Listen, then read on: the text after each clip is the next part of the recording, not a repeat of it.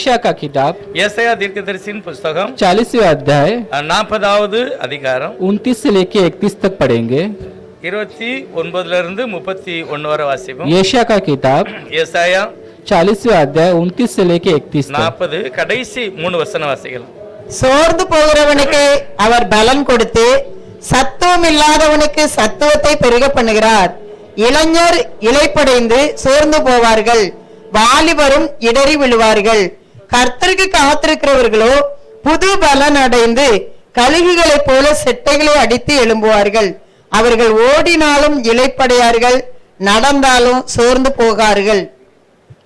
वह थके हुओं को बल देता है और शक्तिहीन को बहुत सामर्थ्य देता है। तरुण तो थकते और श्रमित हो जाते हैं और जवान ठोकर खाकर गिरते हैं, परंतु जो यहोवा की बाट जोते हैं वे नया बल प्राप्त करते जाएंगे। वे उकाब के समान उड़ेंगे, वे दौड़ेंगे और श्रमित न होंगे, चलेंगे और थकित न होंगे। हालेलुया। आइए हम अपनी आंखों को बंद कर इस वचन के கண்களை மூடி கர்த்தரை நோக்கி பார்க்கலாம்। हे हमारे परम पिता, உங்கள் பரிசுத்தமுள்ள தெய்வமே, हम आपको धन्यवाद देते हैं प्रभु। நாங்களும் நன்றி சொல்லுகிறோம்। इस सुंदर सुबह में இந்த நல்ல காலை வேளையில प्रभु जो हमें जो जीवन का मन्ना எங்களுக்கு ஜீவ ரொட்டியை प्रभु आपके द्वारा जो मिल रहा है प्रभु जी, ஆண்டவரே நீர் கொடுக்கிற அந்த ஆகாரம் हमारा आत्मा शरीर प्राण को प्रभु எங்களுடைய ஆவி ஆத்மா சரீரம் முழுவதுமாக प्रभु ये लाभदायक हो प्रभु जी। எல்லாத்துக்கும் அது ஆசீர்வாதமாக இருக்கணும்। प्रभु आपके नाम की महिमा प्रकट हो அது உம்முடைய प्रभु। நாமத்துக்கு மகிமையாக இருக்கணும்। ये छोटी सी प्रार्थना प्रभु यीशु मसीह के இந்த नाम சிறிய से। ஜெபத்தை உம்முடைய நாமமாக இயேசுவின் நாமத்தில் கேட்கிறோம்। हालेलुया ஹalleluya हालेलुया। ஹalleluya। वो थके हुए को बल देता கர்த்தர் சொல்லுகிறார், சோர்ந்து போகிறவனுக்கு பலன் और கொடுக்கிறார், शक्ति इनको सामर्थ भर देता है। சத்துவம் இல்லாதவனுக்கு சத்துவத்தை பெருக பண்ணுகிறார்। हालेलुया। ஹalleluya। तरुण तो थकते हैं இளைஞர் இளைப்படைந்து போவார்கள், परंतु ஆனால் जो युवा को बाट जोते हैं கர்த்தருக்கு காத்திருக்கிற ஜனமோ नया बल प्राप्त करते हैं। புதிய பலனை பெற்றுக் கொள்கிறார்கள்। उकाब के समान கழுகை போல पंख फैलाकर அவர்கள் செட்டைகளை அடித்து ऊंचाई पर उड़ेंगे, அவர்கள் உயரமான இடத்திலே பறப்பார்கள், दौड़ेंगे, அவர்கள் ஓடுவார்கள், शिरमत न होंगे, அது ஒரு நாள் இளைப்படையதில்லை, चलेंगे पर न थकेंगे, நடந்தாலும் சோர்வாக மாட்டார்கள், थकेंगे नहीं। சோர்வடைகிறதில்லை। वो थके हुए को बल देता है। அவர் சோர்ந்து போகிறவனுக்கு பலன் கொடுக்கிறார்। कौन है जो हमें थके हुए को बल देता है? யார் நம்முடைய சோர்வான நேரத்துல பலன் கொடுக்கிறது? हालेलुया।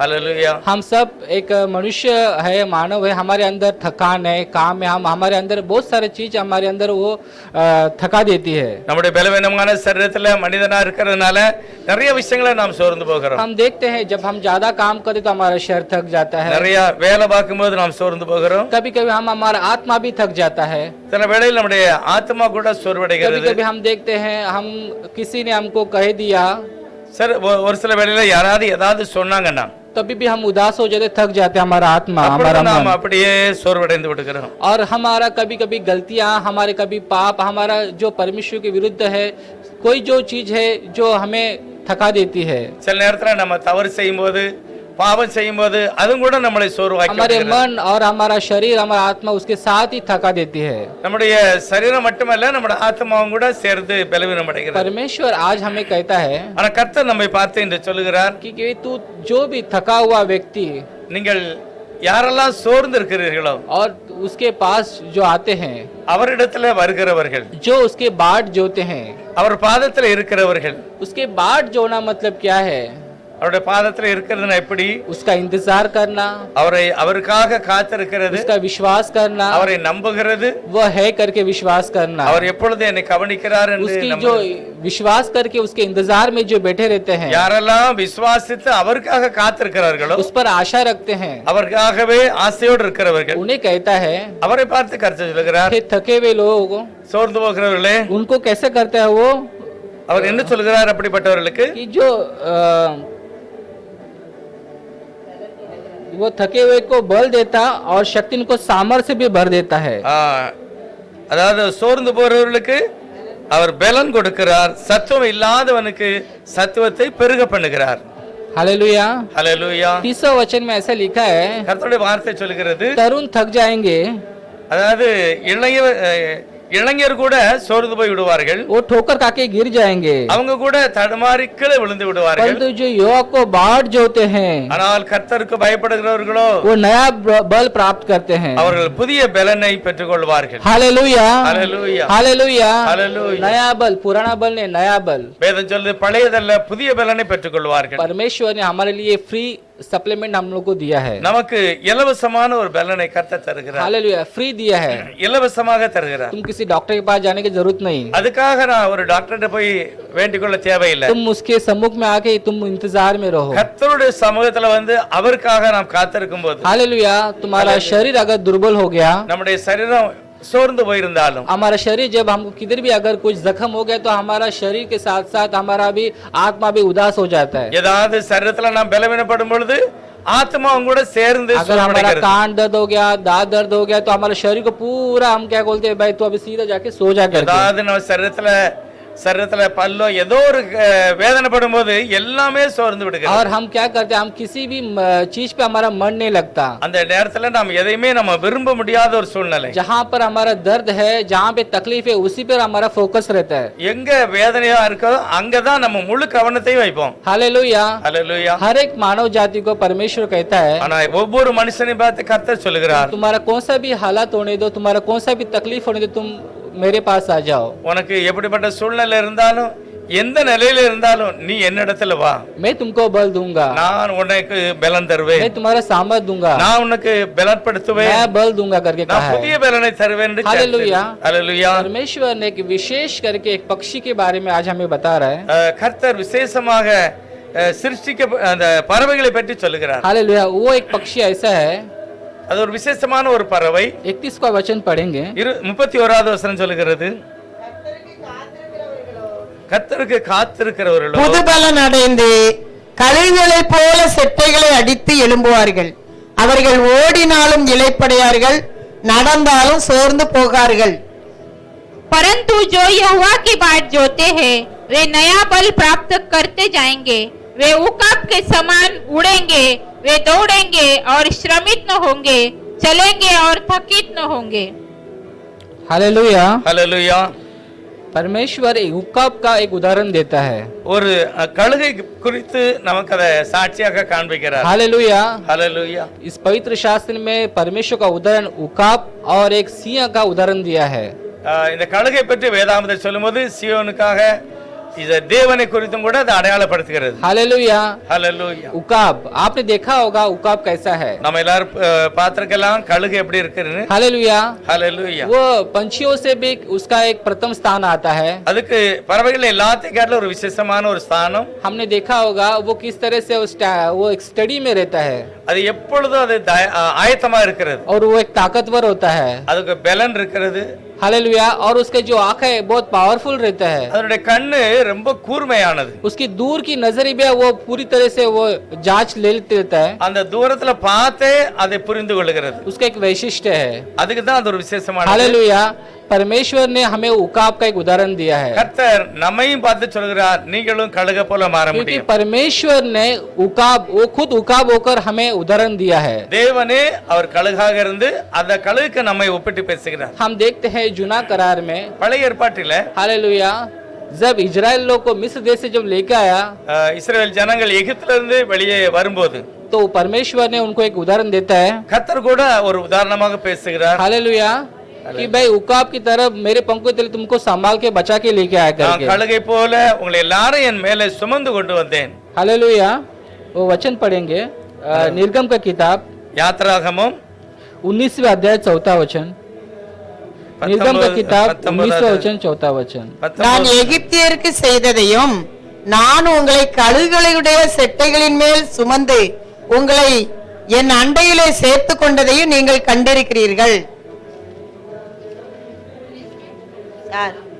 19:4 तुमने देखा है कि मैंने मिस्रियों से क्या क्या किया, तुमको मानो उकाब के पक्षी के पंखों पर चढ़कर अपने पास ले आया हूँ। हालेलुया அல்லேலூயா. परमेश्वर बोलता है मोजेस को भाई बता उनको मैं किस तरह से लेके आया। கர்த்தர் சொல்கிறார் மோசேயை பார்த்து நான் எப்படி உங்களை சுமந்து கொண்டு வந்தேன். हालेलुया। ஹalleluya. वो खुद उकाब बनकर वो लोग को उठा के लेके आया है। அவர் சொல்கிறார் நானே கழுகை போல இருந்து சுமந்து கொண்டு வந்தேன். हालेलुया। परमेश्वर एक उकाब अपने आप को दर्शाता है। கர்த்தர் அவர் தன்னையே சொல்கிறார் நான் கழுகை போல உங்களை சுமந்தேன். वो जो उकाब जो है वो एक अलग सा प्राणी पक्षी है। அந்த கழுகு எல்லா பறவை காட்டிலும் கொஞ்சம் வித்தியாசமானது. देखिए वो तोते के माफिक बड़बड़ नहीं करता हो, அது எப்பொழுதுமே சத்தம் போட்டுக்கிட்டு இருக்காது.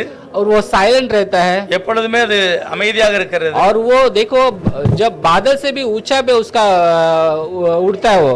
அது எல்லா பறவைகளை காட்டிலும் உயரமாக பறக்கிறது. हालेलुया। हम उसके बारे में थोड़ा सा बात करेंगे இந்த आज, கழுகை பற்றி நான் இன்னும் தியானிக்கலாம். क्योंकि ये परमेश्वर उस उकाब का हमें क्यों उदाहरण देता है। எதற்காக கழுகுக்கு ஒப்பிட்டு பேசுகிறார்? क्योंकि परमेश्वर उकाब है, கர்த்தர் தாமே கழுகை போல இருக்கிறார். उदाहरण दिया, और वो भी कहता है कि तुम भी उकाब जैसे बन जाओ। அது சொல்கிறார் நீயும் கூட அந்த கழுகை போல மாற வேண்டும். हालेलुया। ये कैसा हम उकाब जैसे बन सकते हैं? எப்படி ஒரு மனிதன் கழுகை போல மாற முடியும்? हालेलुया। ஹalleluya. देखो उकाब का जब उम्र कम से कम 70 साल रहता है, एक मनुष्य जैसे एक मनुष्य को 70 साल तक रहते हैं, वैसे ही उसको भी उम्र एक 70 साल तक रहता है। கழுகு கூட மனிதனை போல ஒரு 70 ஆண்டுகள் அது வாழுகிறது. उसका 40 साल हो जाता है, எப்பொழுது அது 40 வயது ஆகிறதோ ऐसा ऐसा उसका नखून निकल जाता है, அப்பொழுது நகங்கள்லாம் போயிருது. जो खाने का जो उसका चोच रहता है वो भी उसको निकलता जाता है, அது சாப்பிடக்கூடிய அந்த கூர்மையான அந்த வாயும் கூட அது போயிருது. और उसका जो पंख है बहुत बड़ा हो जाता है, அவனுடைய ரெக்க மிகவும் பெருசாயிருது. और वो आहिस्ता आहिस्ता उसका शरीर पूरा दुर्बल हो जाता है। वो அது எல்லாம் பெரிதா மாறிடுது. उसके पास सिर्फ 3 ऑप्शन रहते हैं, அதுக்கு 3 காரியங்களை கர்த்தர் கொடுக்கிறார். या तो वो खुद को अपने को खत्म करना, முதலாவது அது தன்னைத்தானே செத்து போகிறது. दूसरा जो है गिदड़ के माफिक वो जो मरे हुए शव को खाना, दूसरा ऑप्शन, இல்ல ஏதாவது செத்து போனதை சாப்பிடுகிறது. तीसरा जो ऑप्शन है अपने आप को तैयार करना, இல்ல தன்னைத்தானே அது ஆயத்தப்படுத்த வேண்டும். और वो आए तो बोले तो वो बहुत ही कठोर रहता है। वो அது தன்னை சரியாச்சு கொள்வதற்கு ரொம்ப கஷ்டமான ஒரு वो காரியம். उकाब क्या करता है? तीसरा जो ऑप्शन है वो अपने आप को तैयार करता அது है। மூணாவது காரியம் என்ன செய்யுது? தன்னைத்தானே புதுப்பிக்கிறதுக்கு. वो कभी पहला और दूसरा ऑप्शन कभी चॉइस नहीं करता है, அது ரெண்டாவது காரியத்தை தெரிந்து கொள்கிறது இல்லை. उसका एक वैशिष्ट्य है उसका। அதுக்கு ஒரு காரியம் உண்டு. हालेलुया। ஹalleluya. वो क्या करते हैं? 150 दिन तक एक गुफा में अकेला चला जाता है वो। அது உயரமான ஒரு மலையில போய் தனியாக உட்கார்ந்துருது. हालेलुया। वो अपने चोच को वो पत्थर में तोड़ तोड़ के पूरा वो अपना जो मुंह रहता है, उसका जो चोच रहता है वो उसको तोड़ देता है। वो தன்னுடைய வாய் தன்னுடைய அலக பாறையில கொத்தி கொத்தி அதையெல்லாம் மழுங்கி போய் விடுகிறது. उसका जो नखून है वो भी निकाल देता है, அதனுடைய நகமெல்லாம் போய் விடுகிறது. जैसा उसका चोच आ जाता है, फिर बाद में उसका जो पंख है उसको भी वो उखाड़ के फेंक देता है। அது தன்னுடைய ரெக்கையில இருக்கிற எல்லா முடிகளும் போயிருது. हर एक चीज को उखाड़ने के बाद वो जो नया चीज आ जाता है उसके अंदर, அது எல்லாம் அது சரீரத்தை விட்டு வெளியே போன பிறகு புதிதாக வருகிறது. उसके नए पंख, ஒரு புதிய சிறகு, नया चोच, அது புதிய ஒரு और उसको जो पकड़ने वाला जो हे रहता है, पैर रहता है, हाथ रहता है, वो बहुत ही नया रहता है उसका। அவருடைய கால்ல பிடிக்கக்கூடிய நகம் எல்லாமே புதியதாய் மாறுகிறது. 40 साल के बाद उसका वो जो दूसरा जो रूप रहता है वो बहुत ही डिफरेंट रहता है। அந்த 40 வருஷத்துக்கு பிறகு அதுக்கு கிடைக்கிற ஒரு அந்த உருவம் வித்தியாசமாக இருக்கு. क्योंकि उसके अंदर वो डबल उसका जो बल है उसको अंदर मिलता है। वो அதுக்கு 2 மடங்கான ஒரு ஆசீர்வாதம் அதுக்கு கிடைக்கிறது. वो अपने आप को गुफे में रखकर वो तैयार करता है, அது தன்னைத்தானே உட்கார்ந்து தயார்படுத்துகிறது. उसको वो जो पहला और दूसरा जो ऑप्शन है उसको पसंद नहीं है। முதலாவது இரண்டாவது காரியம் அது தேர்ந்து கொள்ளவில்லை. हालेलुया। ஹalleluya. परमेश्वर हमारे लिए एक उदाहरण देता है, நமக்கு கர்த்தர் ஒரு உதாரணத்தை हमें சொல்லுகிறார். 3 ऑप्शन में से कौन सा ऑप्शन यूज करना है। நீங்களும் கூட இந்த மூணுல எதை தெரிந்து கொள்ள या முடியும்? तो आपने बहुत लोग बोलते हैं कि अरे मेरी परेशानी इतनी है, मैं इसमें से कैसा फंसा हूँ। कोई लोग बहुत ही अपने आप को खत्म करने के सोचते हैं। पहला சிலர் ऑप्शन, நினைக்கிறாங்க தனக்கு இருக்கிற கஷ்டம் சில சூழ்நிலை பார்த்து அப்படியே செத்து போயிட்டா கூட நல்லது அப்படின்னு நினைக்கிறாங்க. दूसरा बोलते हैं कि भाई कि मैं क्या है, वो गिदड़ की माफी ऐसी जिंदगी जो मसीह रहित है। இல்ல ஒண்ணுமில்லாத ஒரு பெருமையான ஒரு வாழ்க்கை அப்படியே வாழ்ந்து ஒன்றுமில்லாமல் போறது. या तो तीसरा ऑप्शन है जो परमेश्वर के सम्मुख में रहकर बैठकर उसके इंतजार में रहकर अपने आप को मैं तैयार करूं। இல்ல அந்த சூழ்நிலையில எல்லாம் போட்டும் நான் கர்த்தருடைய பாதத்துல உட்கார்ந்து நான் புதிய பலனை பெற்றுக்கொள்ள போகிறேன். हालेलुया। ஹalleluya. हमें किस ऑप्शन में हमको चॉइस करना है। நீங்களே உங்களை எந்த ஸ்தானத்துல வைக்க விரும்புதீங்களோ அது உங்க கையில தான் இருக்கு. तीसरा ऑप्शन अगर हम चॉइस करेगा तो हम 2 गुना हम बल पाओगे। அந்த மூணாவது காரியத்தை நான் தெரிந்து கொண்டால் 2 மடங்கு நமக்கு பலன் கிடைக்கும். हमारा लाइफ स्टाइल एकदम डिफरेंस रहेगा நம்முடைய வாழ்க்கையும் கூட எல்லாம் மாறுகிறது. कि परमेश्वर ने हमें उकाब का एक उदाहरण दिया है। கர்த்தர் நம்மை பார்த்து நீ கழுகை போல மாற வேண்டும். हालेलुया। हालेलुया। एक उकाब अपने बच्चों लोग को एक नया एक ट्रेनिंग देता है। அந்த கழுகு தன்னுடைய பிள்ளைகளுக்கும் கூட சில காரியங்களை சொல்லி கொடுக்கிறது. जब उकाब अपने बच्चे जब हो जाता है, अंडे से बाहर आ जाता है, அந்த குஞ்சுகள் எல்லாம் தயாராகும் போது அந்த பெரிய கழுகு என்ன செய்கிறது? वो क्या करते हैं, पहले शुरू में उसको अच्छा थोड़ा उसके मुंह तक उसको खाना खिला देता है। அது ஆரம்பத்துல தன்னுடைய வாய் வரைக்கும் கொண்டு சாப்பாட கொடுக்கிறது. फिर उसके बाद थोड़े दिन के बाद क्या करता है, वो मुंह से तो दूर पर रहकर उसको खाना उसको खड़ा करता है। அதுக்கு பிறகு கொஞ்ச நாள் கழிச்சு அது பக்கத்துல சாப்பாட கொண்டு போகாம கொஞ்சம் தூரமா நின்று அதுக்கு வேண்டிய ஆகாரத்தை बच्चा भी सोचता है कि अभी तक तो माँ करीब था, अभी इतना दूर रह के क्या कर रहा है करके वो बच्चा भी सोचता அந்த होगा। குஞ்சுகள்லாம் நினைக்கி என் வாயில கொண்டாந்து கொடுத்தது இப்ப தூரமா நிக்க அப்படின்னுட்டு वो फिर बच्चा थोड़ा आगे जाता है திரும்ப அந்த குஞ்சுகள் எல்லாம் கிட்டத்துல வந்து और उस சாப்பிடுகிறது. बच्चे को क्या करते हैं, वो हाथ इसमें सब कुछ उसको जख्म जाता है, उसको लगता है। இப்ப அந்த குருவி கொஞ்சம் அங்கங்க அந்த குஞ்சு வரும்போது அதுக்கு மேல சரீரத்துல கொஞ்சம் வேதனைப்படுகிறது. तो उसको कुछ फिर भी वो सोचता है कि मेरे पर कुछ दया क्यों नहीं कर रहा है, इतना दूर है खाना करके वो लोग बच्चा रोता है। குஞ்சுகள் நினைக்கிறது எதுக்காக என் தாய் இந்த மாதிரி தூரமா நிக்கிறது எனக்கு உதவி वो செய்ய. आहिस्ता जाके वो अनाज को वो उसका जो खाना है वो खा लेता है। அந்த குஞ்சுகள் எல்லாம் கஷ்டத்தோடு பறந்து கொஞ்சம் முன்னால போய் சாப்பிடுகிறது. वो जो पंछी है उसके जो बच्चे लोग हैं उनको भी मन में बहुत दुख होता होगा कि ये क्यों ऐसा कर रहे हैं मेरी माँ। அந்த குஞ்சுகள் எல்லாம் நினைக்கி எதனால என்னை இப்படி கஷ்டப்படுத்தாங்க. फिर आहिस्ता क्या करता है, वो उकाब क्या करता है, उसका जो घर है वो तोड़ना चालू कर देता है। அதுக்கு பிறகு அந்த குஞ்சுகள் எல்லாம் பாதுகாப்பா இருந்த அந்த இடத்தையே அந்த கூட்டையே அது உலைக்க ஆரம்பிக்கிறது. ऐसा उसको उन लोगों को क्या वो छोड़ देता है ऐसा। அதுக்கு பிறகுதான் தன்னை அதெல்லாம் விட்டுருக்கிறது. क्योंकि परमेश्वर ने उसका वचन ऐसा लिखा है। கர்த்தருடைய வார்த்தை அந்த மாதிரி கர்த்தர் எழுதுகிறார். हम उस वचन को पढ़ेंगे। இந்த வார்த்தையை நான் வாசிக்கலாம்.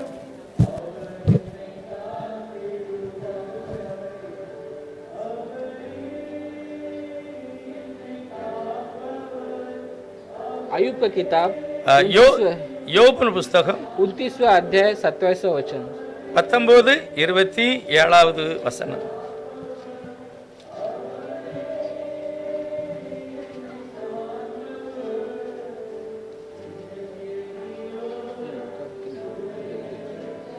सॉरी व्यवस्था विवरण உபாகமம் 32வது அதிகாரம் व्यवस्था विवरण 32 11वां अध्याय। உபாகமம் 32வது அதிகாரத்துல 11வது வசனம். கழுகு தன் கூட்டை கலைத்து தன் குஞ்சுகளின் மேல் அசைவாடி தன் செட்டைகளை விரித்து அவைகளை எடுத்து அவைகளை தன் செட்டைகளின் மேல் சுமந்து கொண்டு போகிறது போல ऐसा उकाब अपने घोंसले को हिला अपने बच्चों के ऊपर मंडलाता है, वैसे ही अपने पंख फैलाकर उनको अपने पैरों पर उठा लिया है। हालेलुया। हालेलुया। उकाब अपना वो खुद ही घोंसले को तोड़कर पंछियों को डाल देते नीचे। கழுகு தன்னுடைய கூட்டை அதை அப்படியே உலைத்து விடுகிறது. हालेलुया। हालेलुया। और वो पंछी गिरने के बाद अपने आप को उड़ने के लिए कोशिश करते। அந்த குஞ்சு கீழே விழக்கூடிய சூழ்நிலை இருக்கும்போது அது அப்படியே பறக்க ஆரம்பிக்கிறது. और वो नीचे गिरने से पहले ही वो क्या करते हैं, वो उकाब आके उसको पकड़ लेता है। அது ரொம்ப உயரமா இருந்து கீழே வரும்போது தரைக்கு போகும்போதே அந்த பெரிய அது கழுகு அதை தாங்குகிறது. ऐसा कई बार करता है, எத்தனையோ முறை அந்த மாதிரி செய்கிறது. जब तक वो अपने आप को उड़ नहीं पाता वो எது வரைக்கும் அது தன்னைத்தானே பறக்க முடியவில்லையோ तब तक उसको ये ट्रेनिंग देता रहता है। அது வரைக்கும் தான் இந்த ட்ரைனிங் அது கொடுத்துட்டே இருக்கிறது. ये इसलिए देता है எதற்காக இந்த மாதிரி அது कि उकाब கஷ்டப்படுகிறது. अपना बच्चे को ऊंचाई उड़ना चाहता है। கழுகு தன்னுடைய குஞ்சுகளை உயரமாக பறக்க பழக்குகிறது. उकाब जिस तरह से उसके बच्चे भी वैसे होना चाहिए। அந்த பெரிய கழுகை போல தன்னுடைய குஞ்சு மாற வேண்டும் என்று நினைக்கிறது. परमेश्वर भी हमें कहता है कि जिस तरह से उकाब जिस तरह से ट्रेनिंग दिया है अपने बच्चों को, அந்த ஆண்டவரும் கூட சொல்றார், எப்படி கழுகு தன்னுடைய குஞ்சுகளை பழக்குகிறதோ அப்படியே நீங்களும். आज भी हमें इस तरह से हमें परमेश्वर हमें ट्रेनिंग देना चाहता है। நமக்கும் கூட கர்த்தர் அப்படியே பழக்க வைக்க அவர் விரும்புகிறார். हमें हमारा तकलीफ हमें परेशानी देखो हमें कुड़कुड़ा नहीं चाहता है। நமக்கு ஏதாவது பிரச்சனை வரும்போது குடும்பத்திலேயோ நம்மளையோ வரும்போது அதை குறித்து முறுமுறுக்க கூடாது. हर परिस्थिति में परमेश्वर हमें ताड़ना देकर हमें सिखाता है. கர்த்தர் எல்லா சூழ்நிலையிலையும் எல்லா பிரச்சனையிலையும் நமக்கு கற்றுக் கொடுத்து அதுல இருந்து வெளியே வர கிரியை செய்கிறார். हमें तैयार करता है, நம்மள அதுல ஆயத்தப்படுத்துகிறார், हमें तैयार करता है. அதுல நம்ம சரி செய்கிறார். हालेलुया. फिर से उकाब अपने पंछी को तैयार करता है. எப்படி கழுகு தன்னுடைய குஞ்சுகளை பழக்குகிறதோ उसी तरह से हमें भी परमेश्वर हमें तैयार करता है. அப்படி ஆண்டவரும் கூட நம்மளே அந்த சூழ்நிலையில பழக்க வைக்கிறார். हम और उकाब का एक वैशिष्ट है कि उसको मालूम है मैं जमीन का नहीं हूँ, मैं आकाश का हूँ. கழுகு எப்பொழுதுமே நினைக்கிறது நான் தாழ்ந்த இடத்துல இல்ல, எப்பொழுதுமே உயரமான இடத்துல உட்காரு. हालेलुया. अपने बच्चे को भी यही वो शिक्षा देता है. அந்த கழுகு தன்னுடைய குஞ்சுகளுக்கும் கூட இதைத்தான் சொல்லி भाई கொடுக்கிறது. तुम जमीन के नहीं हो, तुम आकाश के हो நீ करके. கீழே தரைக்குள்ளவன் அல்ல, நீ உயர்ந்த तुम्हें இடத்துல ऊंचाई के ऊपर सबसे ऊंचाई में तुमको उड़ना है. நீ எல்லாத்துக்கும் மேல பறக்க வேண்டும். क्योंकि परमेश्वर भी हम सबको कहते हैं भाई तुम जमीन इस संसार के नहीं हो, तुम स्वर्ग के हो. கர்த்தர் கூட நம்மை பார்த்து சொல்கிறார், நீ உலகத்துக்குரியவன் அல்ல, நீ பரலோகத்துக்குரியவன். हमेशा हमें ये सोच रखना है. நம்முடைய நினைவுல எப்பொழுதுமே அந்த எண்ணம் இருக்க வேண்டும். कुलुष्य की किताब கொலோசியர் புஸ்தகம் 3 अध्याय 3வது அதிகாரத்துல கொலோசியர் एक 4 वचन पढ़ेंगे. கொலோசியர் கலாத்தியர் कुलुष्य கொலோசியர் 3வது அத்தியாயம் முதல் வசனம். கிறிஸ்துவுடன் எழுந்ததுண்டானால் கிறிஸ்து தேவனுடைய வலது பார்சத்தில் வீற்றிருக்கும் இடத்தில் உள்ள மேலானவைகளை தேடுங்கள். कोलोसियंस 3 में पहला. अंत जब तुम मसीह के साथ जिलाए गए तो स्वर्गीय वस्तुओं के खोज में रहो जहाँ मसीह विद्यमान में है और परमेश्वर के दाहिने ओर बैठा है. हालेलुया. हालेलुया. परमेश्वर का ये वचन कहता है कि हमें स्वर्ग की खोज में लगे रहना है. கர்த்தர் சொல்கிறார், நீங்கள் மேலானவைகளை பரலோகத்தையே தேட வேண்டும். हमारा मेन कंसेप्ट वही होना चाहिए. என்னுடைய நோக்கம் எல்லாம் அந்த மேலானவைகளாக இருக்க हमारा வேண்டும். शरीर इधर लगा रहता है मगर मेरी आत्मा जो है मेरा स्वर्ग में जाना चाहिए. நான் உலகத்துல தான் இருக்கோம், ஆனால் என்னுடைய சிந்தனை பரலோகத்தை பார்த்ததா இருக்கணும். हमें भी कहना है कि मैं इस संसार का नहीं हूँ, मैं इस पृथ्वी का नहीं हूँ, मेरा जो घर है वो मेरा स्वर्ग है. நம்மளும் நினைக்கணும், ஆண்டவரே நாங்கள் இந்த உலகத்துக்குரிய அல்ல, நாங்கள் பரலோகத்துக்குரியவர்கள். मेरा सृष्टिकर्ता वहाँ पर बैठा है. என்னுடைய சிருஷ்டி தெய்வம் மேல இருக்கிறார். अरे मेरी आत्मा उसमें वहाँ तक जाना चाहिए என்னுடைய ஆத்மா அங்க வரைக்கும் போக வேண்டும். और अच्छी तरह से जाना चाहिए. நான் நல்ல மாதிரி அங்க போய் சேர வேண்டும். हम और एक पढ़ेंगे उकाब का उसका और खासियत है उसका. கலகை பற்றி இன்னொரு வார்த்தைகளை நம்ம வாசிக்கலாம். उकाब हम देखते हैं उकाब बहुत ऊंची उड़ान बनाता है अपने आप का. கழுகு எப்பொழுதுமே உயரமாக பறக்கிறது. वो बिना डरे उड़ता है. அது எப்பொழுதும் பயப்படாமல் பறந்து போகிறது. और वो दूसरी बात है कि उकाब जो है கழுகு எப்பொழுதுமே अकेला या तो अकेला उड़ेगा या तो अपना पार्टनर अपना संगति लोग के साथ उड़ेगा. அது எப்பொழுதும் தனியாக போகும், இல்ல தன்னுடைய குடும்பத்தோட அது பறக்கும். हालेलुया. ஹalleluya. आप उकाब को कभी देखा किसी और पंछियों के साथ कभी उड़ते हुए देखा है क्या? அந்த कழுகு மற்ற பறவைகளோட சேர்த்து பறப்பதில்லை. हालेलुया. ஹalleluya. उसका ये एक एटीट्यूड रहता है. அதுக்கு அதனுடைய பழக்கம் அப்படி இருக்கிறது. उसको मालूम है मैं उकाब हूँ, मेरा वो अपने आप को अच्छे से जानता है. கழுகு தன்னை பற்றி தெளிவாய் தெரிந்திருக்கிறது. हालेलुया. ஹalleluya. हमें भी अपने आप को अच्छे से जानना है. நாமும் கூட நாம் யாருன்னு நல்லா புரிஞ்சிருக்கணும். हम मसीह हैं. நாம் தேவனுடைய பிள்ளைகளா இருக்கிறோம் கிறிஸ்தவராய். हालेलुया. हमारा जो किसी और के साथ हमारा मिलाप नहीं होना चाहिए. உலக பிரகாரமான ஜனங்களோட என்னுடைய பழக்க வழக்கம் வந்து இருக்க கூடாது. हालेलुया. ஹalleluya. क्योंकि मैं उसकी संगति में रहना चाहिए. நாம் தேவனுடைய பிள்ளைகளோடு இருக்க வேண்டும். हालेलुया. उकाब हमेशा उसकी संगति को बना रखता था. கழுகு எப்பொழுதுமே அந்த கூட்டத்தோட தான் கலந்திருக்கிறது. हालेलुया. हालेलुया. उकाब का संबंध जिस तरह से उन लोग के साथ रहता था, उनके साथियों के साथ, அந்த கழுகு எப்பொழுதுமே அதனுடைய கூட்டத்தோட இருக்கும், மற்ற பறவையோட இருக்காது. मसीह लोग भी अपना संबंध मसीह के साथ, अपना प्रभु यीशु मसीह के साथ, उसकी कलीसिया के जो पास्टर है उनके साथ रखना चाहिए. கர்த்தருடைய பிள்ளைகளும் கூட கிறிஸ்தவர்களும் கூட சபையோட பாஸ்டரோட அப்படிதான் நாம் கலந்திருக்க வேண்டும். क्योंकि हमारा जो पूरा जो हमें तैयार करने का पास्टर का भी बहुत हाथ रहता है. நாம் சரியான ஒரு கிறிஸ்தவரா வாழ்வதற்கு பாஸ்டரும் கூட ஒரு பொறுப்புள்ளவரா இருக்கிறார். क्योंकि उनको बहुत सारा उनको बाद में उनको सवाल पूछा जाएगा. ஏனென்றால் தேவன் நிறைய காரியங்களை அவரிடத்தில் கேட்பார். हालेलुया. उनकी संगति में आने के लिए परमेश्वर कहता है. கர்த்தர் அந்த சந்ததியில அந்த அந்த சமூகத்துல போய் இருக்கணும்னு சொல்லி கர்த்தர் விரும்புகிறார். हम देखते हैं कि जब एक वचन पढ़ते हैं व्यवस्था विवरण 34:7 में உபாகமம் 34:7 34ல 7வது வசனம்.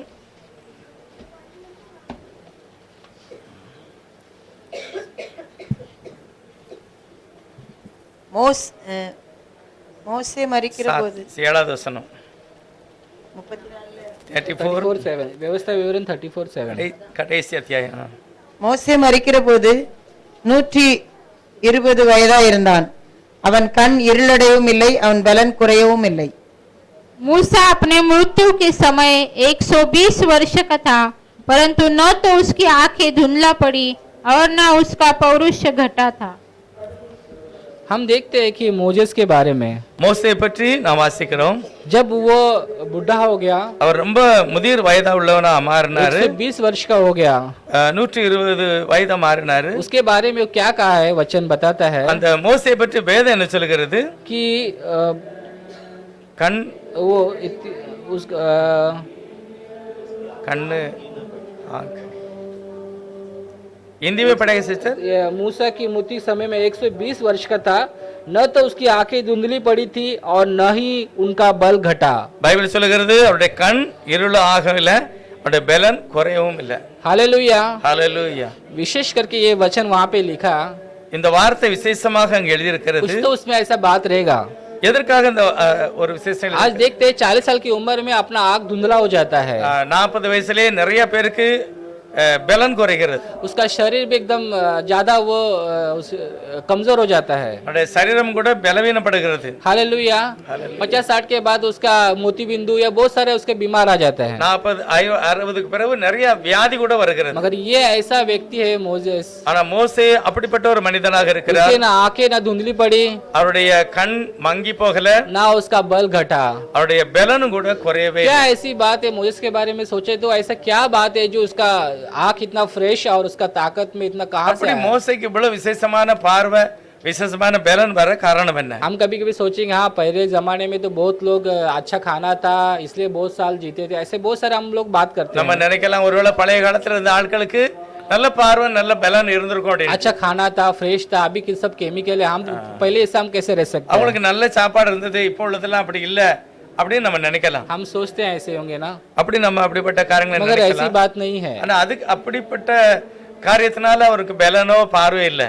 ये जो व्यक्ति है இந்த தேவனுடைய மனிதன் परमेश्वर करीब ஆண்டவரோட बाट जोतना, அவரோட உட்காருகிறது, उसकी प्रतीक्षा करना, அவரோட தியானிக்கிறது, उस पर आशा रखना, அவரே நோக்கி उस பார்க்கிறது, पर विश्वास करना, அவர் முழுவதுமாக நம்புகிறது, सब कुछ उस पर ध्यान देना, எப்பொழுதுமே அவரையே நான் சார்ந்திருக்கிறது. इसलिए उसने जो ये सब बल पा लिया है. ஆகவேதான் இப்படிப்பட்ட பலன் மோசேக்கு क्योंकि वचन கிடைத்தது. कहते हैं परमेश्वर की बाट जोतने वाले लोग வேதம் சொல்கிறது கர்த்தருடைய பாதத்தில் அமர்ந்திருப்பவர்கள் कभी लज्जित नहीं होते हैं. ஒரு நாளும் அவர்கள் தோல்வி அடைய மாட்டார்கள், हालेलुया. कभी लज्जित नहीं होते ஒரு हैं. நாளும் வெட்கப்பட மாட்டார்கள். हालेलुया. ஹalleluya. क्योंकि परमेश्वर नया बल देने के लिए तैयार है. ஆண்டவரோ எப்பொழுது நமக்கு புதிய பலனை தர अगर விரும்புகிறார். हम कभी कभी लेंगे अभी तो मेरा शरीर खत्म हो गया है, நம்ம நாமே சில நேரத்துல யோசிப்போம், இல்ல முடிஞ்சு போச்சு என்னுடைய சரீரம். मगर वहां पर हम जब परमेश्वर के सम्मुख में जब बैठते हैं ஆனா எப்பொழுது நாம் கர்த்தருடைய பாதத்துல உட்காருகிறோமோ परमेश्वर नया कर देगा. நம்மை கர்த்தர் புதுப்பிக்கிறார். क्योंकि उसका वचन ऐसा है जो मसीह में है वह पुराना मनुष्य नहीं, वो नया मनुष्य है करके. கர்த்தருடைய வசனம் சொல்லுகிறது கிறிஸ்துவில் இருக்கிறவர்கள் புது சிருஷ்டியா இருக்கிறார்கள், पुरानी बातें निकल गई करके लिखा है. பழையதெல்லாம் மாறி போச்சு. हालेलुया. ஹalleluya. देखो उकाब जिस तरह से अपने पुराने चीजों को निकालता है, जो उसकी जो गंदगी, जो उसका जो पंख बड़े बड़े हुए, नाखून खराब हो गए हैं, चोंच खराब, जिस तरह से वो पूरा फेंक देता है, கழுகு எப்பொழுதும் தன் சரீரத்தில் உள்ள பழையத கெட்டு போனதை எல்லாம் தன் சரீரத்தை விட்டு எடுத்து போட்டதுனால वो नया बल प्राप्त किया, அது உடனே அதுக்கு ஒரு புதிய பலன் கிடைக்கிறது. सब कुछ नया नया ताकत उसके अंदर आया. அதுக்கு புதிய பலன் மட்டும் இல்ல, எல்லாமே புதுப்பிக்கப்பட்டது. हालेलुया. ஹalleluya. उसी तरह से हमें परमेश्वर कहता है, கர்த்தர் அதை போல நம்மையும் பார்த்து சொல்கிறார், हमें भी उसको उकाब जैसे हमें भी अपने आप को तैयार करना है. நாமும் கூட அந்த கழுகை போல மாற வேண்டும். आपने सुना होगा कि पहली तो किताब में जो उसके जो चेले लोग थे, यीशु मसीह स्वर्ग में गए और चेले लोग पूरे डर के मारे घर में थे. உங்களுக்கு தெரியும், ஆண்டவர் மேல பரலோகத்துக்கு எடுத்துக்கொள்ளப்படும் போது எல்லா சீசர்களும் அவரை பார்த்தாங்க, சோர்வடைஞ்சாங்க, ஆனா ஒரு இடத்துல போய் உட்கார்ந்துட்டாங்க. उनके अंदर ऐसा मन में मौत का कि कब क्या होगा, अभी तो हमारा जो लीडर था, हमारा सब कुछ था, उस पर हमारा जो वो हमारा जो उस पर जो भरोसा करता था, अभी वो नहीं है शरीर में, तो अभी हमारा कौन रखवाला रहेगा, ऐसे करके वो लोग डरे होंगे। இயேசுவானவர் சிலுவையில் அடிக்கப்பட்ட பிறகு எல்லா சீசர்களுமே சோர்ந்து போய் தன்னுடைய மரணத்தை பற்றி ஒரு பயம், எதிர்காலத்தை பற்றி ஒரு பயம், நம்முடைய தலைவர் போயிட்டாரேன்னு சொல்லி அவங்க பயந்து இருந்தாங்க. उन्होंने क्या किया, ஆனா உடனே அவங்க என்ன செய்யறாங்க, एक घर पे गए, उन्होंने एक प्रेयर मीटिंग रखा அவங்க ஒரு வீட்டுல போய் அப்படியே காத்திருந்து ஜெபம் और பண்ண अपने ஆரம்பிச்சாங்க. आप को बल पाने के लिए अपने आप को उस पवित्र आत्मा के सम्मुख में अपने आप को सौंप दिया அவங்க எல்லாரும் பலன் அடைவதற்காக தெய்வ சமூகத்துல அப்படியே और காத்திருந்தாங்க. परमेश्वर को अपने सम्मुख में रह के बाट जोते रहे। எப்பொழுதுக்கு தேவ சமூகத்துல ஒரு மனுஷன் காத்திருக்கிறாரோ और देखिए वहां पे लिखा कि उन्होंने जो पवित्र आत्मा का जो ताकत है उन्होंने पा लिया। அவர்கள் உடனே பரிசுத்தாவினுடைய ஒரு புதிய பலனை பெற்றுக்கொண்டார்கள். यीशु मसीह जब था तभी का बाद उनके अंदर कुछ नहीं था, இயேசுவானவர் உயிரோடு இருக்கும்போது அவங்களுக்கு அப்படிப்பட்ட ஒரு பலன் இல்லை. मगर उसके बाद जब पवित्र आत्मा पाने के बाद ஆனா எப்பொழுது பரிசுத்தாவின் அபிஷேகம் பெற்றுக்கொண்டார்களோ அது उनका कुछ अलग ही उनका उनके अंदर जो स्वभाव था वो अलग ही था, அதுக்கு பிறகு அவனுடைய கூட்டம், அவருடைய ஊழியம் எல்லாமே வித்தியாசமா இருந்தது. क्योंकि उनके अंदर एक पवित्र आत्मा आने के बाद उनके अंदर नया बल प्राप्त किया, பரிசுத்தாவினுடைய அபிஷேகம் வந்த பிறகு ஒரு புதிய பலனை அவர் பெற்றுக்கொண்டார். क्योंकि उनका बोलना चलना फिरना सब कुछ उनका अलग था। அவங்களுடைய பயிற்சி, அவங்களுடைய நட ஓட எல்லாமே மாறி போச்சு. वो साधारण लोग नहीं रह गए, அது சாதாரணமான மனிதனாக அல்ல. क्योंकि परमेश्वर की आत्मा उनके अंदर बस गया था। எப்பொழுது கர்த்தருடைய ஆவி அவங்களுக்குள்ள வந்து உட்கார்ந்ததோ, हालेलुया, ஹல்லேலூயா, आज भी परमेश्वर वही आत्मा हमें देने के लिए तैयार है और देता भी है। இன்றைக்கும் அதே ஆவியை அபிஷேகத்தை கர்த்தர் தருகிறார், தருவதற்கு ஆயத்தமா இருக்கிறார். हालेलुया, ஹல்லேலூயா. हम भी परमेश्वर उकाब की तरह अपने आप को तैयार करेंगे। நாம் கூட அந்த கழுகை போல கர்த்தருடைய பாதத்திலே அமர்ந்திருக்க வேண்டும். हालेलुया, ஹல்லேலூயா. एक वचन पढ़ना चाहता हूँ उकाब का एक स्वभाव के बारे में। அந்த கழுகை போல இன்னொரு வார்த்தையும் கூட வாசிக்க போறோம். दूसरा सामुएल पहला अध्याय 23वां वचन। 1 சாமுவேல் முதல் அதிகாரம் 23வது வசனம்.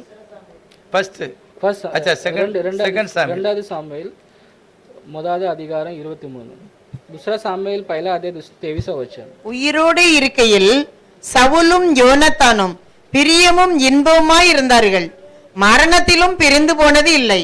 கழுகுகளை பார்க்கிலும் வேகமும் சிங்கங்களை பார்க்கிலும் பலமுள்ளவர்களுமாய் இருந்தார்கள். शाऊल और योनातान जीवन काल में तो प्रिय और मनभाऊ थे और अपने मृत्यु के समय अलग न हुए। वे उकाब से भी वेग से चलने वाले और सिंह से भी अधिक पराक्रमी थे।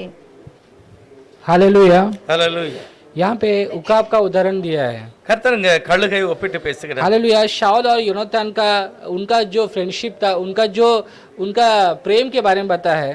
தாவீதும் யோனத்தானும் உள்ள ஒரு சிநேகத்தை பற்றி எழுதியிருக்கிறது. हालेलुया, बताया कि ये लोग उकाब की तरह बहुत तेज थे। இவர்கள் எல்லாரும் கழுகை போல வேகமாக உள்ளவர்கள். हालेलुया, उकाब का एक वैशिष्ट, वो कभी गड़बड़ी नहीं करता।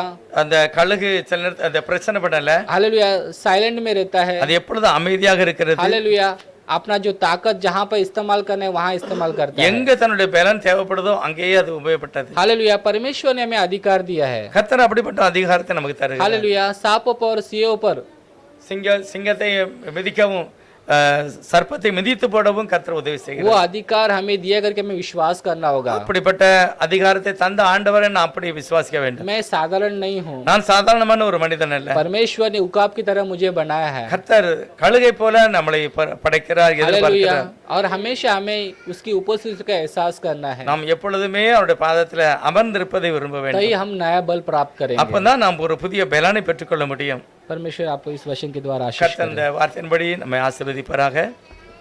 நம்ம ஜெபம் பண்ணலாம். आइए हम प्रार्थना करेंगे। எல்லாரும் கண்ணை மூடி கர்த்தரை நோக்கி आइए अपनी आंखों को बंद कर प्रार्थना करें। நல்ல ஒரு வார்த்தையை கேட்டோம். हमने अच्छा एक वचन सुना। ஆண்டவர் கூட தன்னுடைய சீஷர்களை உட்கார வைத்து பேசிக்கிட்டு இருக்கும்போது प्रभु यीशु मसीह भी अपने चेलों को बिठाकर बात करते समय, அவருடைய பிரசங்க நேரத்துல उसकी सुसंदेश सुनाते समय, அங்கங்க அவங்க பார்த்துக்கிட்டு ஜனங்களை உட்கார வச்சுட்டு இருந்தாங்க, அவங்க கவனம் செலுத்தல. और यहाँ वहाँ बैठकर उन्होंने ऐसा उसको ध्यान नहीं दिया, ஆண்டவருடைய செய்தியெல்லாம் அவங்க ஜாஸ்தி கவனிக்கல. और यीशु मसीह का जो संदेश था उन्होंने अनसुनी किया, उन्हें ज्यादा ध्यान नहीं दिया, ஒரு பலனுள்ள ஜனங்களா இருக்கல. और वो उन्होंने பலன் இல்லை அவங்ககிட்ட. और उनके पास वो बल नहीं है, ताकत नहीं है, அவரை முழு இதயத்தோட நம்பினாங்க.